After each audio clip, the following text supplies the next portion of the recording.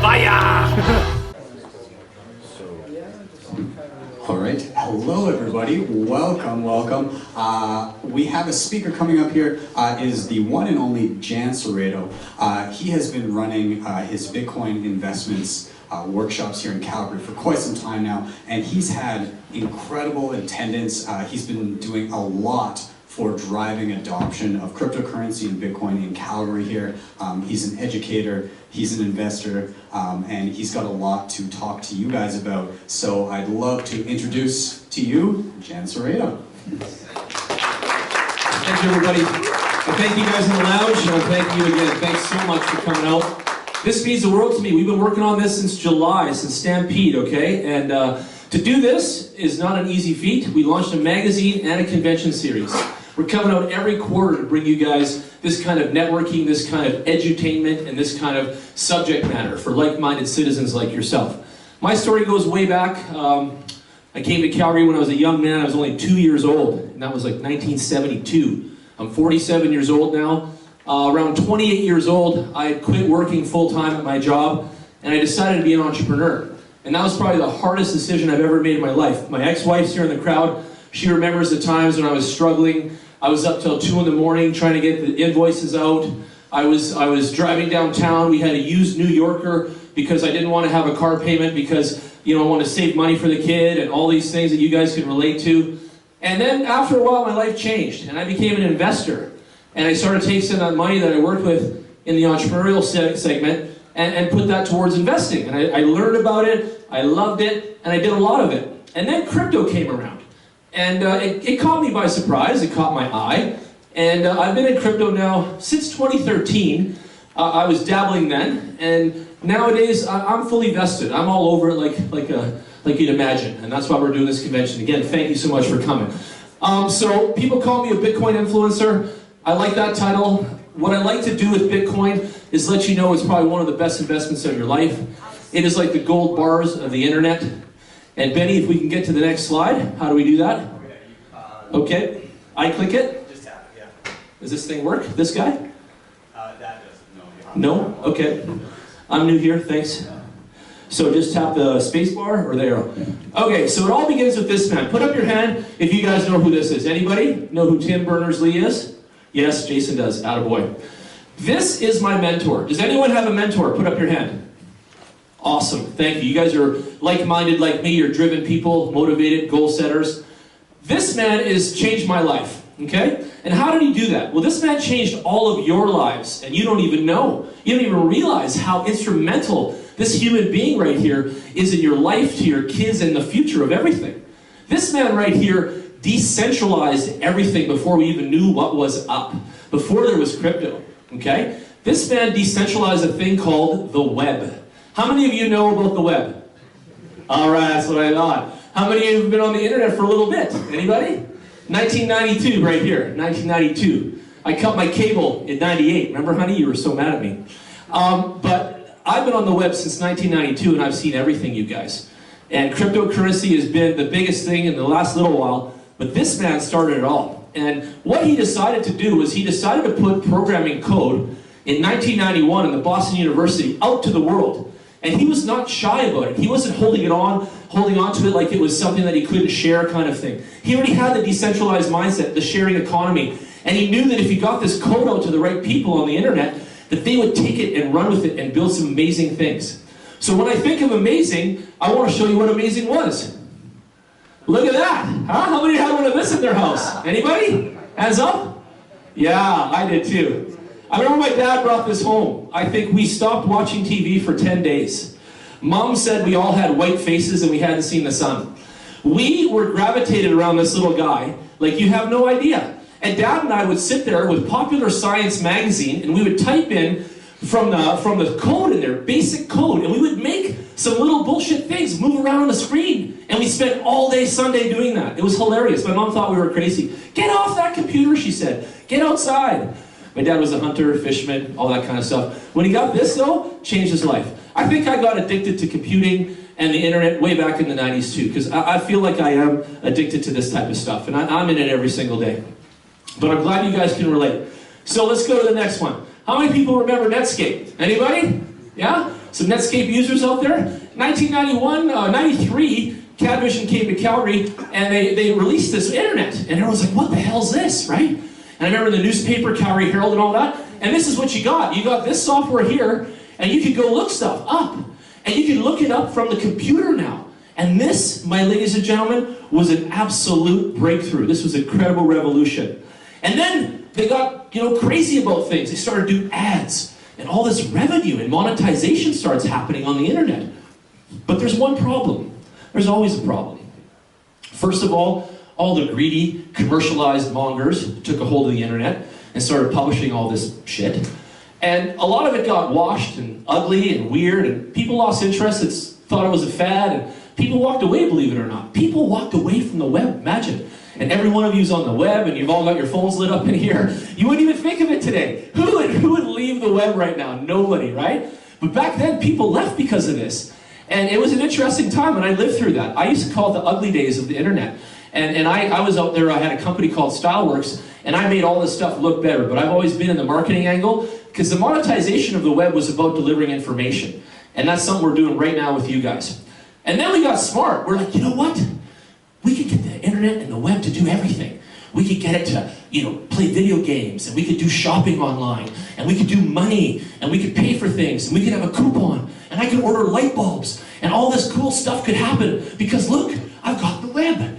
And eureka, we realized something as humans, that we're not fooling around anymore. Now we're getting smart. Now we're connecting everything, and now we're taking our lives places. And I'll tell every one of you in the room here and everyone on the video, the internet, the web, is the now and the future, and we are all powered by it. You are all locked in and in this with me, okay? So then you go, what are we doing with it? Like, what's the big deal of it? Well, we had all these ideas, then we started to connect all the dots, and everything became similar to the blockchain. This is similar to blockchain, but before the blockchain was even thought of, But the ideas were there. We have these ideas, we're linking everything, our phones, our cell phones, the cameras, all this type of stuff. Now, the big commercial companies are back in. Now you've got cyber thieves. Now you've got all kinds of other craziness connecting the dots along with the citizens. And now we have a little bit of hairy, scary trouble.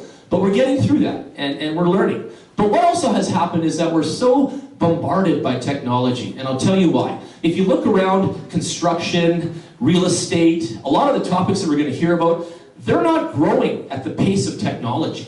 Technology is the baseline of growth, period. Cryptocurrency is part of technology. That's why the blockchain's there. The growth is in technology, and you guys know this. I know you do. And so keep in mind that as we move towards the future, technology is going to grow within all of us. So now we're all connected. Now what are we doing? Well, we're talking to each other. Are we talking enough? No. Some of us are only texting. My daughter doesn't even text. She doesn't email. She doesn't Facebook. She Snapchats, and she only does the faces. Like, there's no words anymore. We're gone to like a face-based society of some kind now in the kids, right? So the kids are the ones I'm always watching. I'm looking at how they do the internet. I'm looking at what they're doing on the web. I care about them the most, to be honest. I'm always looking at them, and I'm always checking them out. And I know you guys have kids, you should be all over that sort of thing. So now we have it all. We have everything at our fingertips, okay? Imagine we sat there years ago with a clicker with a cord on it to change channels, and today Ben can go on his phone and pull up a movie in 2 seconds, boom, boom, and here we go. Anything he wants. He can order food right now. We can get clothes measured to suit. You can do anything you want.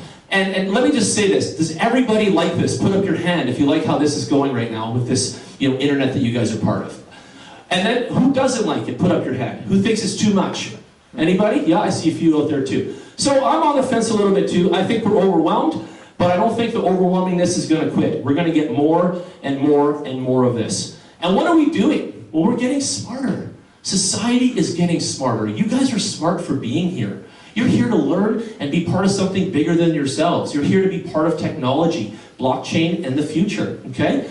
And how are our homes looking? Smart recycling, smart infrastructure, smart industry, smart governance, smart buildings, smart education, smart home environment, smart home systems, smart security. Everything's getting smart. Why? Because we're linking data.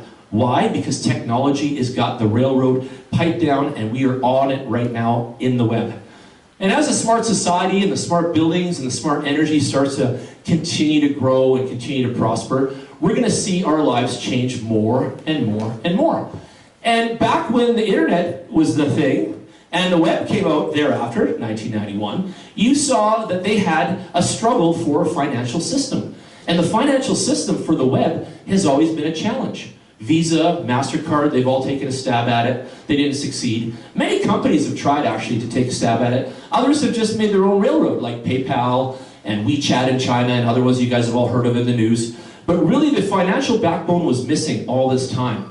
And that's where crypto fits in, and I want you guys to see that. There is a direct correlation and link here between the past, the now, and the future. And crypto becomes this little wedge that fits in perfectly now, and the answers are all complete, okay? So all of the future will be tokenized. What's a token? Well, it's digital coin. You have it in your wallet. What's a wallet? Well, it's a software app. Sits in your phone, sits on your laptop.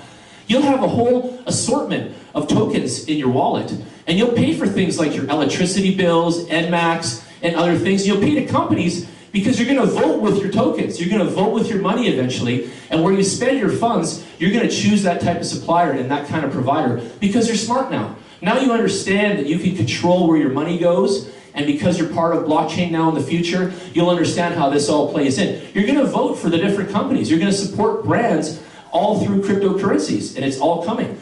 All that type of couponing from shoppers and Best Buy and all that, that's all going to be eradicated here in about 5 minutes, okay? We are going to go to a cryptocurrency reward system. All of those games that my mom plays online on Facebook and all that, all of those games are all getting cryptified right now. One of the biggest, awesomest companies is called, Downtech. And they have 100 million users in their online business already, and they tokenize it with an Ethereum token, and they picked up 100 million users buying their in-house token now. So huge, smart company. So what's the future look like? Well, they're pushing this on us right now. They're pushing the AR, AI vibe. I don't see any of you in here wearing these glasses, thank God, so you don't fall down. But this is coming hard, right? And I know you guys know this. I don't know where this fits in yet. I don't know if we're ready for this. How many put up your hands if you think you're ready for this, please? Okay, a few of you, awesome. I know gaming and real estate is going AR. Okay, you're taking people on a tour of properties and things like that in a really in-depth way. This is cool stuff. When you engage with a property in this style, this really works, okay? And the same as in gaming, all right? But this is the future. We're going to be immersing our minds and ourselves more and more. And the games are all cryptified as we've seen it. So then we get into the future more. And then we've got, digital eyes. We've got digital items on our bodies. We've got digital everything happening. And we're not going to stop, ladies and gentlemen. 5 of my friends, one of them is going to be here today, has a chip already inserted right in their hand right here. And when they get home, they just swipe their hand on their front door lock from Samsung and they go right in. And you get them put in at the piercing shops. So the piercing shops put this little tiny glass capsule into your hand, and it has a little microchip in there, RFID and NFC, and you can start unlocking your car, your doors, you program it for whatever you want. It's pretty amazing. You have to see it. And a few of my friends are already living it. So if you're not there yet, it's my job today to show you the past, the present, and a little taste of the future. So there we are, we're learning. How are we learning? My daughter barely opens a book anymore. Her mom here gets so upset. She doesn't go to books, The kids are not doing this, not on purpose, you guys. It's because the way technology is driving everything. All the curriculum's going to be on iPad, all of that. And the kids, you know what? They're going to get crypto rewarded for a lot of their efforts in the future, too. They'll have a crypto system where they get XYZ grades or XYZ this, and there'll be crypto rewards for that. And you just watch how much crypto starts to seep in to everything, because understand why. It's now the financial backbone of the web. And the web is the most powerful thing we have on earth. So when the cities become gamified, cryptified, digified, everything's lit up, chips in the hand, going on the LRT, no money in the pocket, no one's getting robbed, no one's getting extorted, everything's connected, the blockchain's running our Alberta healthcare, our insurance on our car knows when and when we're not driving because we have the chip. All this stuff starts to get into our lives, and where are we at then, right? Where are we? Well, the technologists out here and the scientists and all these innovators think that that's what we want, okay? Now, I think we want some of it. You guys can have your own opinion, obviously. I'd love you to and comment after. But I really believe that we're going there, and I know we are. And with cryptocurrency with us, okay? And now get it. We've got a chip in the hand, we go and swipe, we're paying for Starbucks. There's no more money, there's no more cash. We've already preloaded, we've already connected our chip to the bank account, to the crypto account at Bitvo. That's right, Bitvo is here, bitvo.com. So we're going to connect to something like them, okay? Now, shipments, all that stuff with Amazon, you guys have seen all that stuff. So understand that all the payments and all that sort of stuff, Visa and MasterCard and the traditional banks, they're going to lose a little bit of market share to the crypto sphere, and it's inevitable. And it was coming for years, you guys, so don't be naive. But some people have said, we're wiping out the banks. No, we're not. We need the banks. We need the real estate. We need all the rudimentary business that's been already laid down, and the tracks for that have to stay. But we're adding another layer. I tell my daughter there's 3 kinds of money. There's cash, there's regular, and there's crypto, okay? And regular is that online stuff, e-transfers, money in the bank, and it's fiat, by the way. I don't want to confuse you. Some of you are going to get confused with the alphas outside, but the fiat is how we determine the regular currency of today, okay? So in the future, we're going to have 3 currencies, and they're all going to play in the one house, and that's how it's going to be. So let's recap. Let's recap together. 1991, the decentralized web comes out, and it changes our lives forever. We're smartphone enabled, we're laptop centric, we're all over the place. 2008, blockchain programming is developed and tested. It's released to the world. People loved it. They thought it was amazing. 2009 is 10 years in January. Our next convention is on January 3rd and 4th, and it is our 10-year Bitcoin anniversary. So 2009, Bitcoin is released as the first decentralized currency. The world was shocked. They didn't know how to take it. They didn't know what we were doing. They were like, I can't believe it. And then 2013 was a monument year. That's when I noticed everything. That's when my eyes lit up the most. Bitcoin and many other alternative coins are released. Coins like Dash and other ideas that are out there today. And then 2017 takes us to Bitcoin and alternative coins see the biggest gains in history. It was a monarch year, monumentous, okay? And that's why we're here today. So what are we on? We're in the future now, okay? I've taken you guys from the past to the future. And thank you so much for being open-minded. Thank you for being on this crypto journey with me. After this lecture of mine is over, you're going to meet so many other people. And the way we've designed today is to take you guys on a journey. So I'm starting it off with the past, bringing you guys up to speed. And now we're going to get the next speaker in, and after like this, and you guys will start to learn and will unfold the entire blockchain, cryptocurrency, and all the various topics that matter to you. And that's how we picked this, and this is how we did the speakers for this. So everybody that's coming after me really matters. They're all sequential in the blockchain of development. They can all help people that are here. We've got lawyers coming, bankers, all types of people that are open-minded. Some of you are investors, business owners, this kind of thing. This is the right place to meet those kind of people, okay? Michael Brown from ATB is up next after me. I'm going to wrap things up. Thank you for coming, everybody. I really appreciate you. We've got Ken Bozak and Ben coming up on stage. We're going to pull this screen up, and thanks so much, okay? Thank you. So, my very first experience with the internet was the bulletin boards, and I was downloading naked pictures of girls. I swear to God, and I'm not kidding right now. And people would scan like Playboy and stuff, and I'm a Playboy fan, so my ex-wife knows that too. And they would scan the pictures, and they would put them on the bulletin boards, and I was like, dial-up modem, and it would take like half an hour to download, like a pic like that. And I was just like, wow, I was like, I was 23, I think, at the time, and I was like, this is amazing. We're never going to need magazines again, and all this kind of thing, right? I was 23 years old at the time, right? So total culture shock. From then, I started to use the computer to do everything myself, like really, and I knew that one day I could quit my job and work on the internet. Do you know what I mean? Like, I knew that was a thing, and I knew that I currently do invoicing in my underwear. It's not a joke, like I literally do, so I'm utilizing it as much as I can. Go ahead. Yeah. I've got a question for you, Go ahead. as well. So, Okay. so what I'm curious about is contrasting. I guess you talked a little bit about your initial experience with the internet and computers compared to now, but crypto's been around for 10 years now. Mm-hmm. Now, I want to contrast and compare your first experience with cryptocurrency to now. What's happened, and you got involved around 2013. Yeah. So you've now had about 5 years worth of experience. How much has the space changed, and how so? Like, as even just when you're talking about user experience, what's Absolutely. changed? Awesome question. So When Bitcoin was first out, we went on a Tor browser, an Onion browser. We went to a place called the Silk Road where no one should have ever shopped. And that was made by a Vancouver guy, by the way. That's a Canadian that went to jail for us on that one. And he's probably the most internet man on earth with Bitcoin of his time, because that was the only place in the world that took Bitcoin. And it was wild, the things you could buy on there. And many of you heard about it. And that was my first experience, because I was hanging out with this guy, Tom, and he played video games, and he wanted to show me this. And I was like, okay, let's have a look, right? What has changed is not a whole lot, and then a whole bunch too. Let me explain. So the coins themselves are digital files, and there's just a lot more of them now, and a lot more ideas. But what I see is a ton of sheeple copying every single other idea. So I don't see a lot of, innovation yet, but I see a lot of copycats, okay? I still think Bitcoin is the best thing going.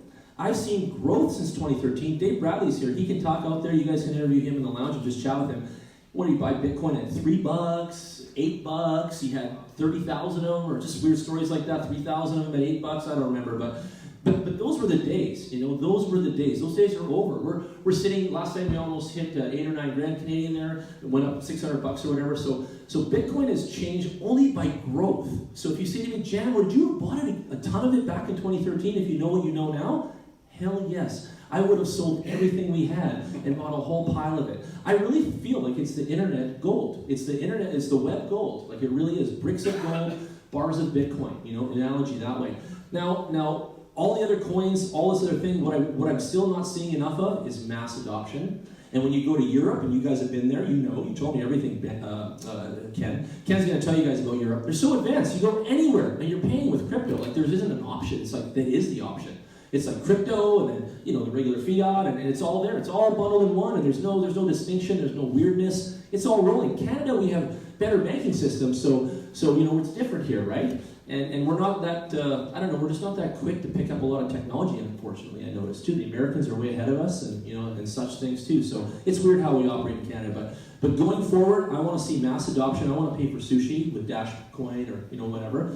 And I want to see more usage by everybody. So hence why we're doing conventions. Hence why we're educating people, because we want to see more and more usage. And by the way, everybody that's here today can get a free Jack's Liberty wallet, and we have people here today to help you set them up. They're free anyway. It's in your app store. It's not like I'm giving you something like that, but in the case of it's for you to try and use, and it's a beautiful piece of software made in Canada. So it's the Jack's Liberty wallet, and we'll help all of you sign up today in the lounge, and you guys can get one if you don't have one.